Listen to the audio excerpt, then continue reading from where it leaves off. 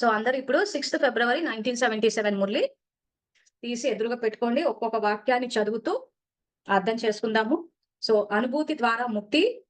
So ఈ మురళిలో బాబా విశ్వ అధికారి సర్వగుణ సంపన్నంగా అయ్యేటువంటి శ్రేష్ఠాత్మలతో బాబ్దాదా మాట్లాడుతున్నారు. ఈ రోజు బాబ్దాదా ప్రతి ఒక్క భగవంతుని విద్యార్థి యొక్క ఫలితం చూస్తున్నారు.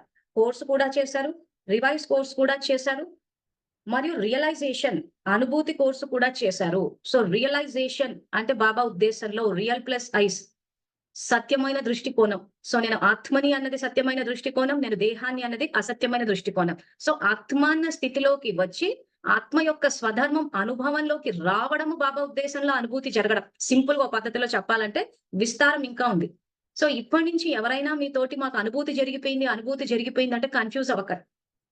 ఎందుకంటే స్టూడెంట్స్ క్వెషన్స్ అడిగారు ఫోన్ చేసి, కాబట్టి నాకు అప్పుడు అనిపించింది ఏ స్టూడెంట్ కన్నా నాకు డౌట్ వచ్చింది అని అంటే ఇంచుమించు అందరికీ ఉంటుంది.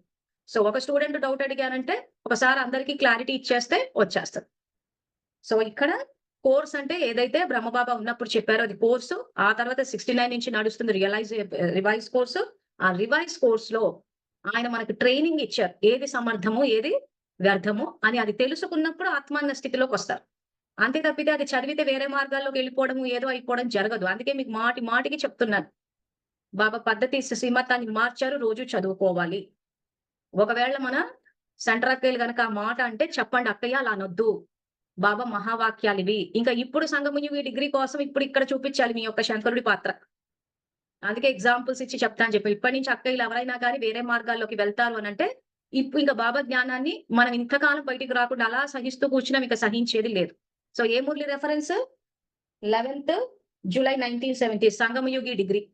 సో అక్కయ్యలకు చెప్పండి, అక్కయ్యలు అలా మాట్లాడకండి. ఎవరు వేరే మార్గాల్లోకి వెళ్లరు. మనం మౌంట్ ఆబుకి వెళ్ళి అదే మురళి చదువుకుని వచ్చాము. అదే మురళి మీరు ఆదివారం రోజు ప్రింట్ చేస్తున్నారు. సో రోజు చదువుకోమంటున్నారు బాబా. సో చదువుకుంటే మీరు రియలైజేషన్ లోకి వస్తారు అంటున్నారు. ఎక్కడ చెప్పాడు ఆ విషయము? ఇప్పుడు మనం చదువుతున్న మురళి మొట్టమొదటి వాక్యంలోనే చెప్పేశారు.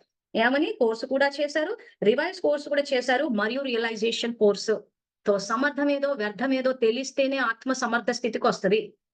శక్తుల్ని వాడుతూ పోవాలి. ఇవేవి చేయకుండా ఆత్మాన స్థితికి రావడం అన్నదైతే జరగదు. ఇంకా బ్రహ్మబాబాకున్నంత స్పిరిచువల్ కాలిబర్ లేదు కదా! అలా చెప్పేస్తే అలా క్యాచ్ చేసి అలా నంబర్ 1 అయిపోవడానికి.